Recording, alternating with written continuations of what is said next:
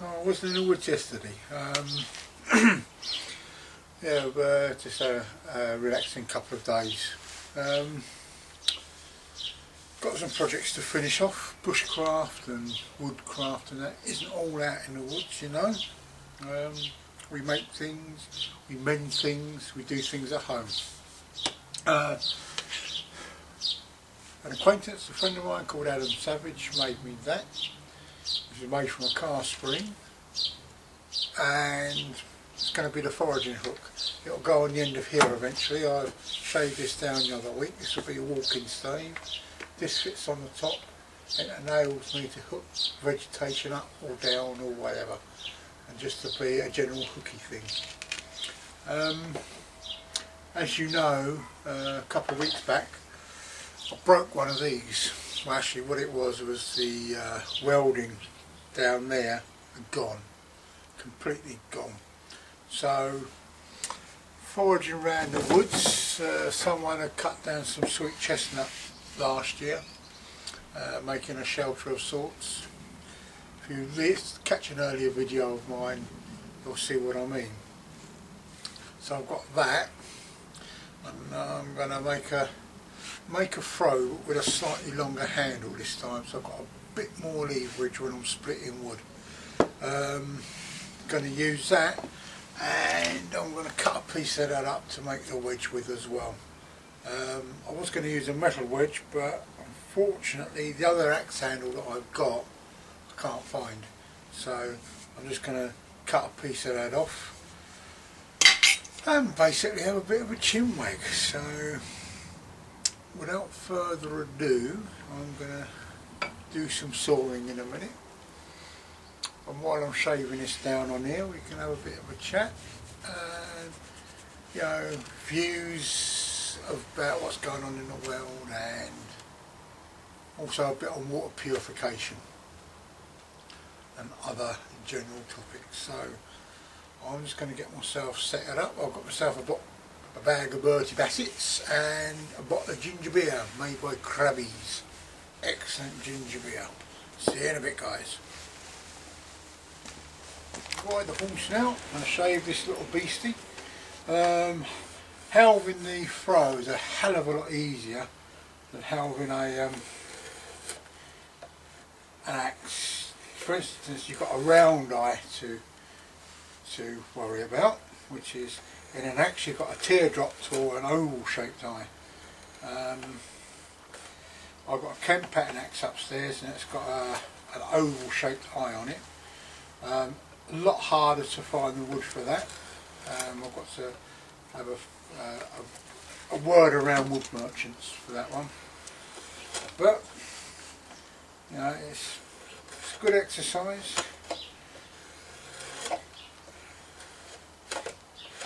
As I say, I'm putting a slightly longer handle on this froe because I want some more leverage.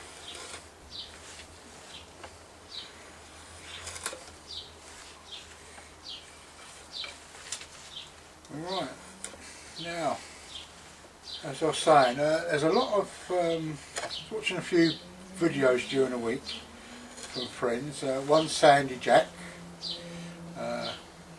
great guy, look him up, People Whack Jack, or I can't remember his radiometric call sign, but if you look on Facebook, it's Sandy Jack. What I'll do is, along the bottom there, I shall put his YouTube name. Goes out, uses basically a millbank bag, and there's a bit of a muddy stream. He made a small gypsy type well, and out of that he let it settle a bit, and he got his drinking water from it, using the millbank bag to get rid of the lumpy bits. Then you just bring it up to a rolling boil. It doesn't have to boil for 10 minutes, 5 minutes or whatever. It's a rolling boil. What I normally do is a rolling boil plus 1 minute. That's just to sort of satisfy me psychologically. Now I saw my friend Patrick from Terra Firma Films. He was using a water filter filtering water from the River Esk and then boiling it up. You didn't need to do that. Basically, if the water's relatively clear, you should be able to just put it in your billy can and boil it up. Obviously, the higher in altitude you go, the longer you will have to boil it. But for most situations, it's rolling boil. You bring it up, and then you just let it cool, or you make your tea with it, or soup, or process it into a stew, or whatever. You know, as your moistness base for a stew. Being able to procure water out in the woods is very important. I tend to take all mine out. I carry mine out, so I've got tap water most times, so I don't have to worry. But in a future video, I will show where I can procure water, and I will go through the purification process. Also, I've got a friend on Facebook who watches my videos as well, and I did a video some time ago, kit for bushcraft or camping out, a complete outfit, sans your clothes, for under £30, and that included billy can, something to cook on and everything, shelter, sleeping arrangements, and I'm thinking of revisiting it again. Obviously things have changed over the ensuing time that I've done this, so it'll be good to see what price I can get it out for. I shall use the same kit that I used last time, but I've got a fairly good idea on prices. Most of us become kit junkies of one form or another. We don't intend to, but we end up, for a while, some of us become kit junkies. I'm working on doing a minimalist thing now. Oh dear, I've got a big old knot in this. I maybe should have sliced it off the other side of the knot.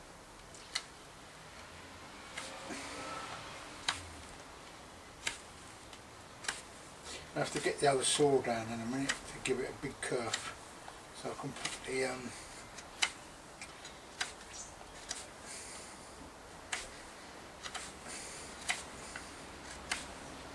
there we go. Got to go around it in a second. Right. That's the little beastie I'm going to hang. Let's get the right way round. Okie doke. Right. I don't need to shave too much off it.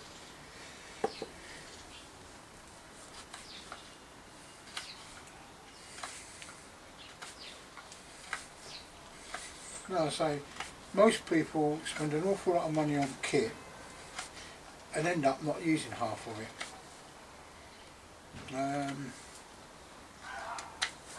I think Trevor Morkinson is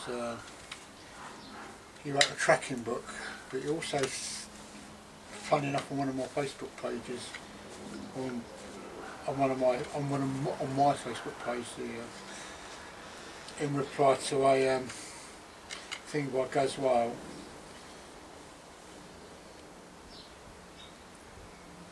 he says, experience, the man with experience takes little gear.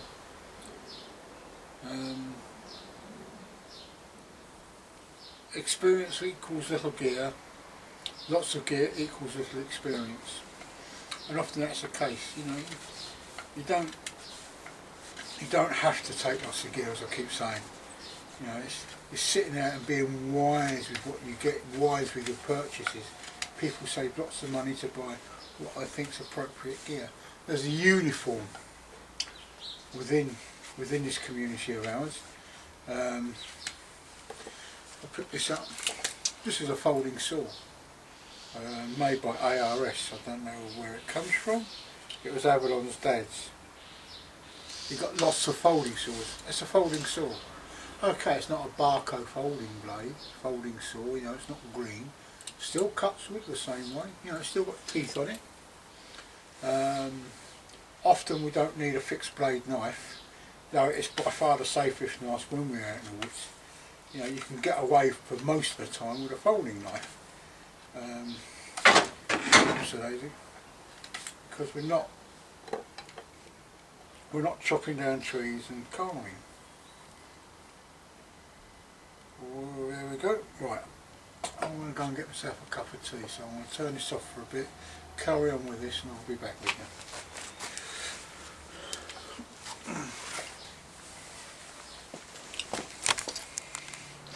Cut a bit of a kerf in there. I'm going to try and hang this in a second. See if I can get it on there. Should be able to. And I'm going to cut a wedge, hickory wedge. Yeah, right. And my darling Avalon's just made me a cup of tea. So everything's all tickety-boo here at the moment.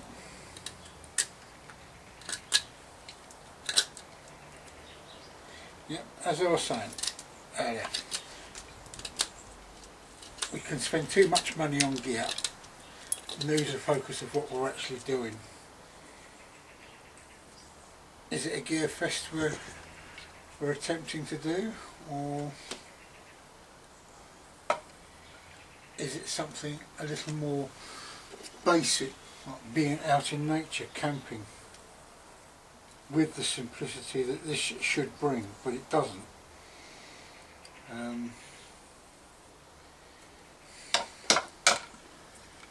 It should bring a lot of simplicity with this, but every time I look into stuff, it doesn't bring the simplicity at all. You know, we're overcomplicating something that should, as I say, simple. Keeping it simple.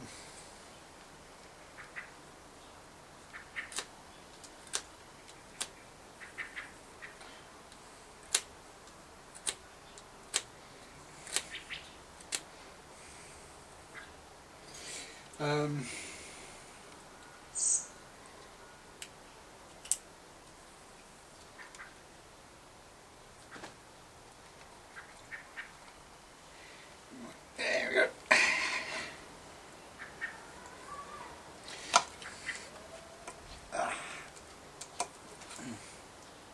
I hope this is proving of inspiration. It's slightly inspirational. You don't have to, you don't have to go and buy loads of kit.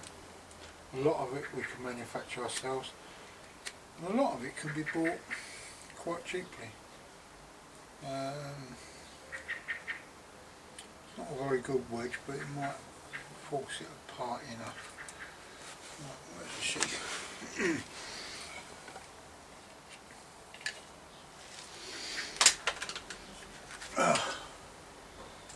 When working with sharp tools, guys and girls, always rehome them. It saves any nasty accidents. Right.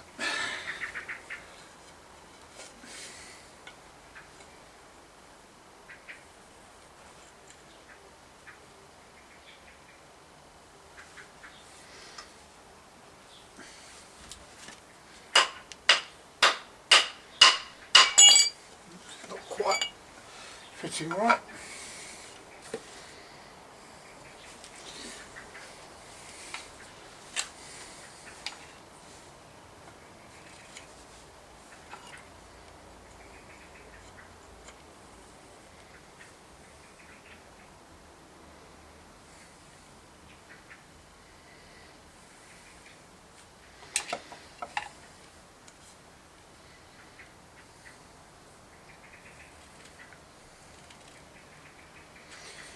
I've seen a course I want to do next year by a guy called Joe O'Leary. It's called the Hunter-Gatherer. Now, I did the journeyman course the other year, and that was hardcore. And this is hardcore. It's right, that should do, I think. Yeah, right. Right, I've got to shave this down a bit more. Otherwise it's not going to... Yeah, I'm looking forward to that one.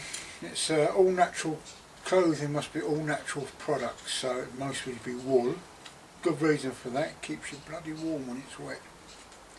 I think you work primarily solo, so I'm going to really bump up my wild food knowledge.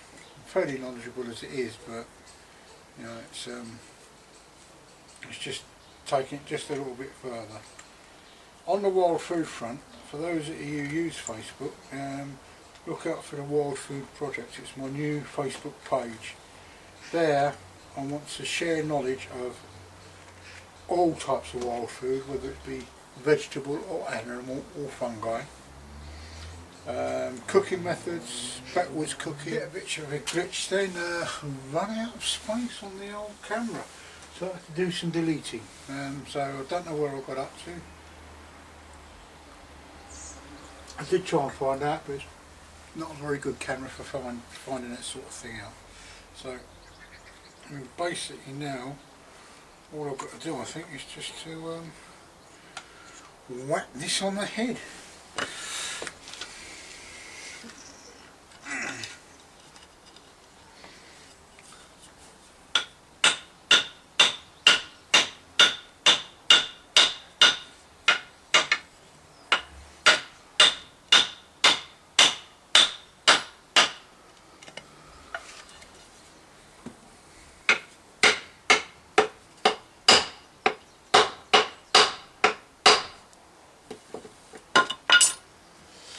Where's the hammer?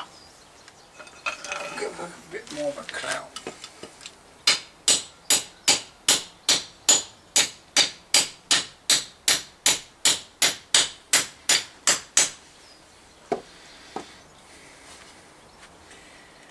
Well, I ain't exactly going anywhere fast.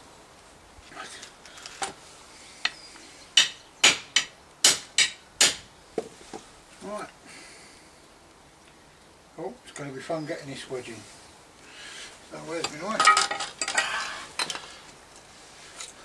Scooping off that. As I say, you know, I can't remember what I got up to in the little chat. I think it might have been the putting together a kit. Well, I'm going to do that again. I'm going to resurrect all the kit, have a go through it, look around for some prices and see how cheap I can get it. Because, as I said, guys, it ain't to do with shiny kit. This is about enjoying outside, and you can be equally as comfortable with a blanket as you can with a sleeping bag. Depends on what time of year you go. As I'm an all years type person, it's I've got to make sure I've got decent gear for it. But you don't have to spend out bucket loads.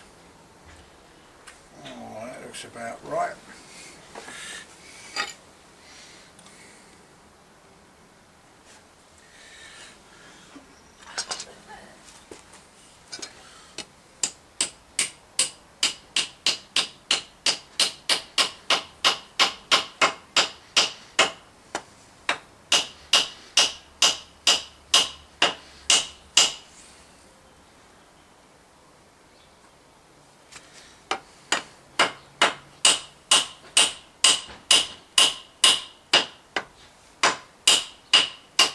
There we go.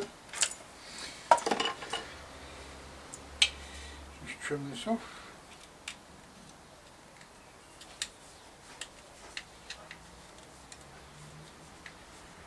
It's a pretty tight fit, this one, which is better than I can say for an axe I've got upstairs. I held that up in the Lake District and break.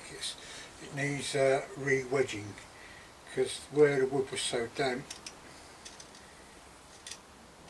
it's dried out a bit and it's a bit on the loose side. Well, anyway, guys,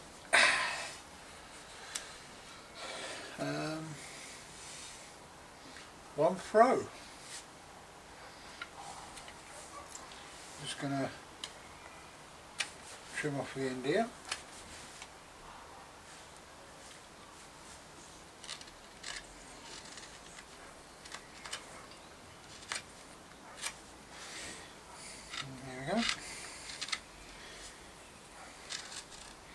It took a considerably shorter amount of time than it does to hang an axe. With an axe, you've got the You've got to make sure that it's sort of straight this way and it's not clear off that way, not clear off to that way. I mean, this will do its job quite admirably. I'm quite pleased with this one. As I say, it's a slightly longer handle than traditionally used, but there we go. One froe hung and ready to use. I'm going to make a little sheath for that, and I'm going to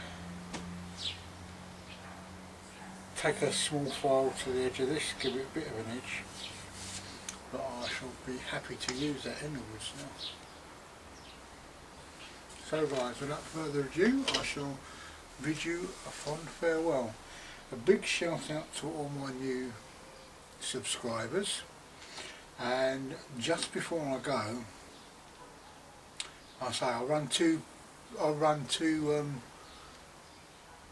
sites on Facebook. One's called Kiss Bushcraft. You're quite welcome to join that. It deals basically with simple kit, and another one which I've just started, and it's called the Wild Food Project, and on that one it's just dealing with, as I said earlier, flora, fauna and fungi. So if it's an animal, a vegetable or fungi and it can be eaten, it's a viable proposition. And as I said, ideally I want it, you know, you don't have to sort of like exclusively eat it outdoors. You can collect it, take it indoors, and I hope it proves of use.